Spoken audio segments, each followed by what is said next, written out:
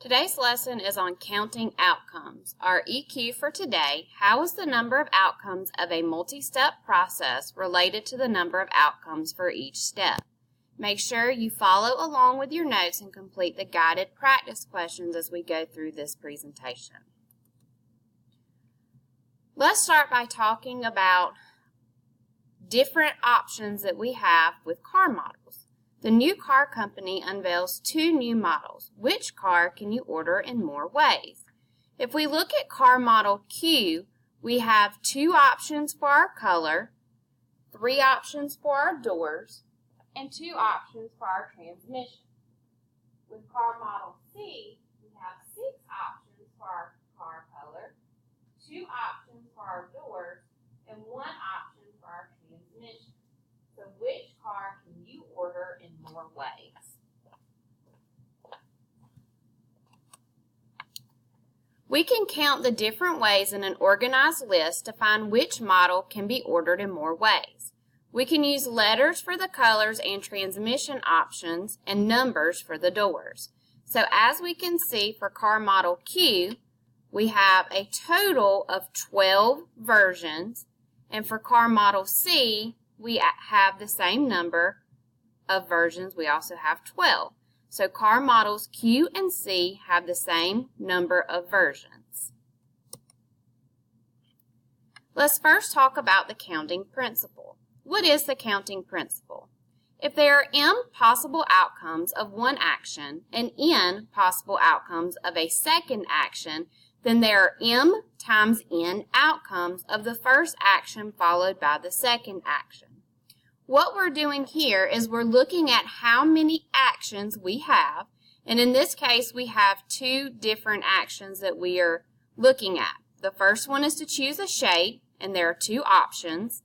The second one is to choose a color, and there are 3 options. So there are 2 possible outcomes with our shape, 3 possible outcomes with our color. If we multiply 2 times 3, that gives us 6. So what we can do to use the counting principle is look at our actions and multiply the number of possible outcomes for each action times one another, and that will give us our total number of outcomes. As we can see, we can also use a chart to diagram these options. Let's look at our first example. Use the counting principle to find the number of possible outcomes of the class election. Then check your result by writing out the sample space for the election. If we look at our ballot, for president we have 2 options, Martha and Ethan. For secretary we have 3 options, Ben, Rosa, and Zach. And for treasurer we have 2 options, Andy and Theo. To use our counting principle, we're going to multiply the number of possible outcomes for each individual action.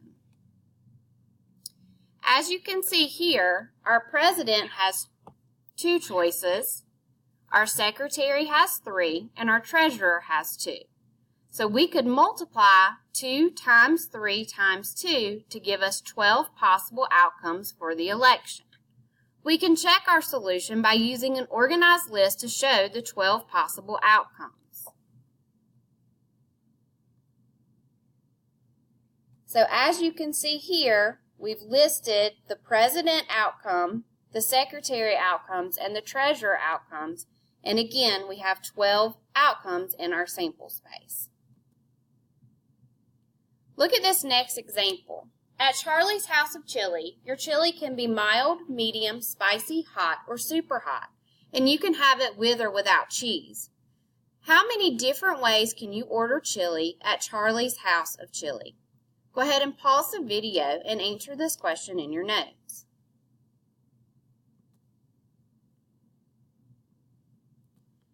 At Charlie's House of Chili, your chili can be mild, medium, spicy, hot, or super hot. So that gives us 5 choices for the spiciness. You can also have it with or without cheese, so that's 2 choices for our cheese. 5 times 2 is 10, so there are 10 possible ways to order the chili. Given the sample space of an action, you can identify outcomes that have particular characteristics. These outcomes compose an event in the sample space. For example, if our action is to toss a coin and roll a standard number cube, we're looking at all the possible outcomes for tossing a coin, which is heads and tails, and then all of the possible outcomes when rolling a standard number cube.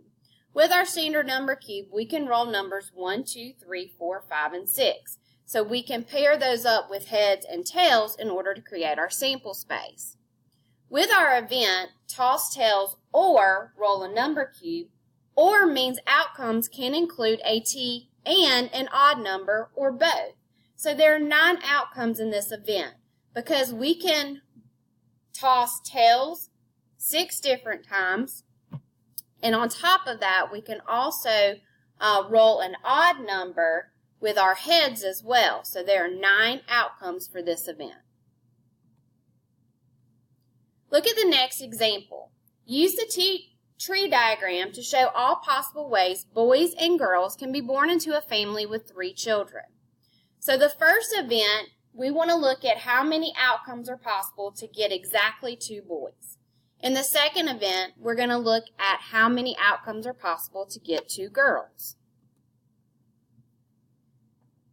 By looking at the tree diagram, this is what we see. To get exactly 2 boys, we would have boy, boy, girl, girl, boy, or girl, boy, boy. So there are 3 possible outcomes. To get at least 2 girls, that means that we can have 2 or more girls. So there could be 2 or 3 girls. Our outcomes for this event, boy, girl, girl, girl, boy, girl, girl, girl, boy, and then 3 girls, girl, girl, girl. So there are 4 number of outcomes for that event. Use the table of possible outcomes of rolling 2 standard number cubes. How many outcomes are in this event? So our event is to get a sum of 7. So what you're looking for in your sample space are the numbers that add together to give you 7. To get a sum of 7, we could roll a 6 and a 1, 5 and 2, 4 and 3, 3 and 4, 2 and 5, and 1 and 6. There are 6 outcomes in the event, and they're shown in our table as they're circled. Let's look at the next example. In how many different ways can Alice, Becky, Carl, and David place first, second, and third in the race? In how many different ways can Alice finish ahead of David? We can use the counting principle to find the number of ways the 4 runners can place first, second, and third. There are 4 choices for first place. When first place is determined, there will be 3 choices for second place. So as you can see, our number decreased by 1. After first and second place are determined, there are only 2 choices for third place. So here we're going to multiply 4 times 3 times 2 to give us 24 possible outcomes as to who can place first, second, and third. The number on your hockey jersey is 17. You decide to choose a 3-character password by selecting at random 2 different letters followed by 1 number from the phrase below.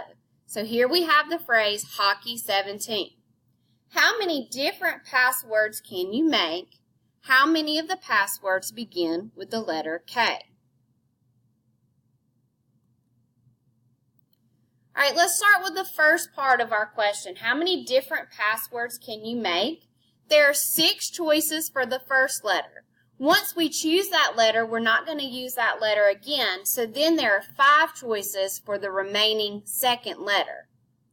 Then there are 2 choices for our number. 6 times 5 times 2 gives us 60 different passwords. If the first letter must be K, then there is 1 choice for the first letter. So we would replace that first choice with 1 because only one of the letters is the letter K. There will then be 5 choices for the second letter. Because we began with 6 choices, we took 1 choice out, so there are 5 left. So 5 choices for the second letter. And then there are 2 choices for our number. 1 times 5 times 2 equals 10. Therefore, there are 10 possible passwords beginning with the letter K.